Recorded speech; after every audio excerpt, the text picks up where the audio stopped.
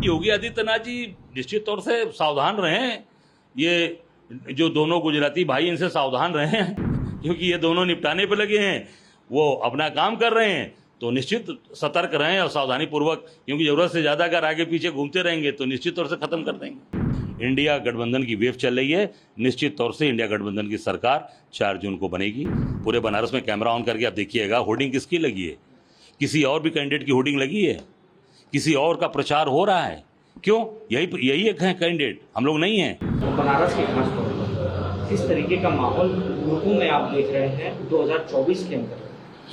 देखिए, ऐसा है, मैं बनारस काशीवासी हूँ। बनारस में बैठा नहीं हूँ, मेरा घर है जहाँ मेरी पैदाइश हुई है। मैं इसी मिट्टी का जन्मा हूँ, इसी माँ गंगा की गोद का हूँ, बनावटी पुत्र नहीं हूँ।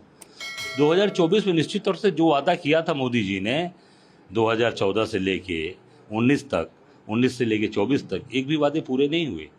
सारे वादे जस के तस रखे हैं। इस नाते पूरे की पूरी जनता इस बार बदलाव के मूड में है और निश्चित तौर से मोदी जी को यहाँ से हम लोग बैरंग भेज देंगे। लेकिन पूरी बीजेपी की वो तीसरी बार प्रधानमंत्री बनने जा रहे हैं, खासतौर पे अमित शाह। देखिए, अमित शाह तो खासतौर से इसलिए बोलेंगे कि भाई अमित शाह और मोदी में कोई अंतर नहीं है। अभी तो मैं आज अखबारों में पढ़ रहा था कि केजरीवाल जी ने कहा है कि हटने वाले हैं आगे 27 में, इनको शायद 25 या 27 में शायद ऐसे कुछ बोला, 1 साल बाद ना कुछ ऐसा बोला है कि शायद अमित शाह बन जाएंगे। तो इन्होंने कहा नहीं 29 में भी रहेंगे, 29 के बाद भी बनेंगे। अरे भाई, 75 साल आपने तय किया, तो जो 75 साल मोदी जी ने तय किया, तो 75 साल के बाद ये बनेंगे। बाकी लोगों का क्या हुआ? आपने अडवाणी जी को निपटा दिया, आपने जोशी जी को निपटा दिया, जितने वरिष्ठ नेता गण थे भाजपा के 3 धरोहर, उसमें से निपटा दिया आपने। अभी आपने शिवराज सिंह चौहान को निपटाया, वसुंधरा राजे को निपटाया, सब लोग। तो क्या मोदी जी 75 साल से ज़्यादा PM रहेंगे? तो ये अमित शाह ने ये भी कहा है। तो मैं समझता हूँ निश्चित तौर से ये पूरी तरीके से फ्रस्ट्रेटेड हो गए हैं, पूरी तरीके से इनकी जो है बौखलाहट हो गई है, पूरी तरीके से हारने जा रहे हैं। और इस बार पूरी तरीके से भारतीय जनता पार्टी मोदी जी के साथ, अमित शाह जी के साथ, इस बार पूरा इनका पूरा कुनबा इस बार जनता के दिल से उतर गया है। आप सर बनारस में जीत का दावा कर रहे हैं, आपको आखिर ऐसा क्यों लगता है कि बनारस की जनता के बीच में मोदी जी का वो प्रेम नहीं पहुंच पाया या वो विकास नहीं पहुंच पाया? ऐसे क्या मुख्य मुद्दे हैं? देखिए, जब जमीन पे काम होता ना तो चीज़ें दिखाई देती। आप भी बाहर से आए हैं, आप देख सकते हैं जो भी काम हुए हैं इनके, वो सारे काम कहाँ हुए हैं? आसमान में। अब ये लेज़र शो से दिखा रहे हैं, और लेज़र शो से दिखा रहे हैं तो लेज़र शो तो जमीन पे काम हुआ है, तो फिर लेज़र शो दिखाने की क्या जरूरत है भाई? आसमान में क्यों दिखा रहे हो? जमीन पे दिखाओ, जाके गंगा जी का घाट दिखा दो, जरा नाले गिर रहे हैं वो आप दिखा दो। ये सारी चीज़ें केवल और केवल बनावटी चीज़ें चल रही हैं। मुझे लगता है कि ये सारी चीज़ें ध्वस्त हो चुकी हैं। और जनता के बीच में स्कूल आपने भी नहीं खोला, एक भी कॉलेज नहीं, एक कल कारखाना नहीं है। एक अमूल की फैक्ट्री, वो मेरी लाई हुई 2016 की रजिस्ट्री है। जब यूपी में 3 फैक्ट्रियाँ आई थी उस दौरान वो आई है, फतेहपुर, लखनऊ और बनारस।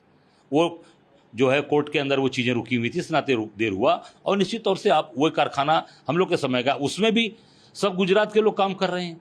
अंदर फैक्ट्री में जितने भी एम्प्लॉयज़ हैं परमानेंट, वो गुजरात के लोग हैं।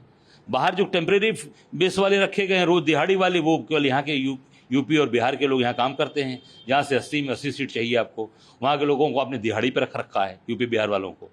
तो निश्चित तौर से इस बार जनता इसको पूरा हिसाब लेगी। राहुल गांधी ने कल डिबेट के लिए उनको चुनौती दी, कहा कि मेरे साथ डिबेट करनी। आप भी उनके सामने चुनाव लड़ रहे हैं, आप चाहेंगे कि आप भी उनको कहें कि बनारस के मुद्दों पर या यहाँ के लोगों के लिए मैं डिबेट करना चाहता हूँ या चुनौती देना चाहते हैं? इस तरीके का कोई आपके जहन में चीज़ है? देखिए, मेरी जहाँ तक जानकारी है कि राहुल जी ने को कहा गया है। राहुल जी ने नहीं कहा किसी से। राहुल जी को सुप्रीम कोर्ट के एक एक्स जस्टिस हैं मिस्टर लोकुर, उन्होंने, और कोई बड़े पत्रकार हैं, उन्होंने शायद ये कहा कि मोदी जी और राहुल जी की डिबेट होनी चाहिए। उसके लिए राहुल जी तैयार हो गए कि नहीं, मैं तैयार हूँ, मैं डिबेट करने के लिए तैयार हूँ। अरे भाई, मैं तो सौभाग्यशाली हूँ, काशीवासी हूँ। काशी के मुद्दे पर बिल्कुल मोदी जी इसमें चाहूँगा कि आवें, और बिल्कुल जो जो उन्होंने वादे किए थे उस वादे पर मैं डिबेट करने के लिए पूरी तरीके से तैयार हूँ।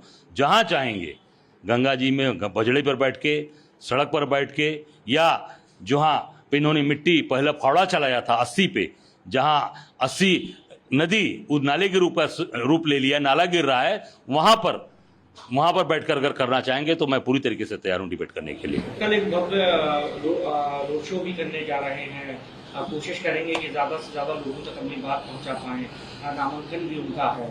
आप कैसे देख रहे हैं इस पूरे रोड शो को और कल जिस तरीके से काशी बनारस में जो प्रोग्राम है? देखिए, मैं इतना ही कहना चाहूँगा, जो बनारस की मिट्टी से जुड़ा होगा, जो अपना परिवार समझेगा, वो रोड शो, द्रोण पे शो कराना, रोड पे शो कराना और हर जगह एक इवेंट करना, अब इवेंट का समय चला गया। गुलाब का फूल बरसाना, कहीं मोर की पंखी का नाच कराना, कहीं घोड़ा वाला नाच कराना, वो समय चला गया। अब उसके घर में रोटी बन रही है कि नहीं, उसके घर में दाल पक रही है कि नहीं, उसके बच्चे की फीस जमा हो रही है कि नहीं, उसके घर में कोई तबीयत किसी की खराब है उसका इलाज हो रहा है कि नहीं, जनता अब मुद्दों पर उठ करने जा रही है। द्रोण शो और रोड शो का अब समय चला गया, गुलाब का पंखुड़ी गिराने का समय चला गया। अब गरीबी से जनता परेशान है, अपने रोज़मर्रे के खर्चे से परेशान है, बेरोजगारी से नौजवान परेशान है कि रोज एग्ज़ाम कराते हैं। 19 यूपी में 19 पेपर लीक हो गए, अभी मेडिकल के पेपर भी लीक हो गए। ये क्या है? ये खोज रहा है नौजवान। ये अब द्रोण शो, रोड शो, गुलाब की पंखुड़ी की वर्षा होगी, ये सब समय खत्म हो गया।